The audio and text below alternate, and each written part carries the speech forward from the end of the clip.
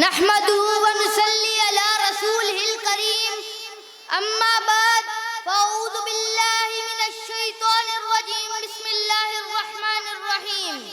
محترم پرنسپل، قابل احترام اساتذہ اکرام اور معزز مہمان گرامی، السلام علیکم ورحمۃ اللہ وبرکاتہ۔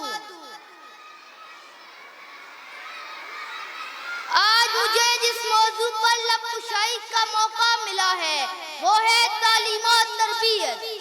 معزز سامعین اکرام، یہ دو ایسے الفاظ ہیں جو بظاہر تو الگ نظر آتے ہیں لیکن حقیقت میں ایک ہی سکے کے دو رخ ہیں۔ تعلیم کا مطلب ہے کتابیں پڑھنا اور ڈگریاں لینا، لیکن تربیت وہ جوہر ہے جو انسان کو انسانیت سکھاتی ہے۔ اگر تعلیم ایک چراغ ہے تو تربیت اس کی روشنی، اگر تعلیم ایک بیج ہے تو تربیت وہ پانی اور کھاد ہے جو اس بیج کو تناور درخت بناتی ہے۔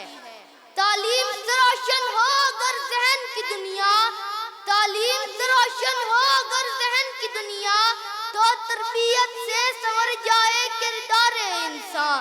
صرف علم سے نہیں بنتا کامل انسان، صرف علم سے نہیں بنتا کامل انسان، تربیت ساتھ ہو تو نکھرتی ہے پہچان۔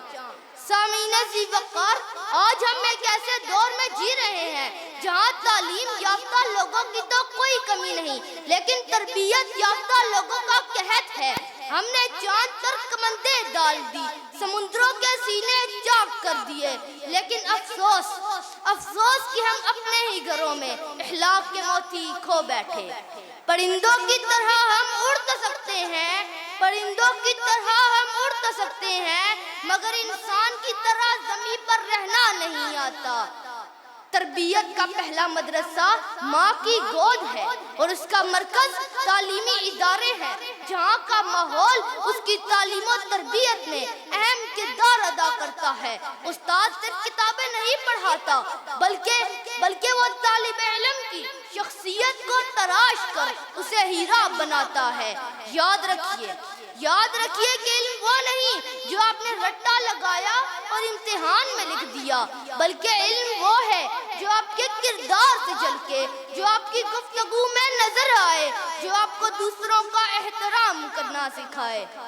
تہذیب سکھاتی ہے جینے کا سلیقہ، تہذیب سکھاتی ہے جینے کا سلیقہ، تعلیم سے جاہل کی جہالت نہیں جاتی۔ تربیت ہے گل کی خوشبو جو بغیر گل کے بھی محسوس ہوتی ہے، تربیت ہے چاند کی چاندنی جو تاریکی میں بھی روشنی دیتی ہے۔ آخر میں آپ سے بس اتنا کہوں گا کہ آئیے آج یہ عہد کریں کہ ہم صرف ڈگریاں لینے والے روبوٹ نہیں بنیں گے بلکہ اپنی تربیت اور اپنے اخلاق سے اس معاشرے کو ایک خوبصورت گلدستہ بنائیں گے۔ وما علینا الا البلاغ المبین۔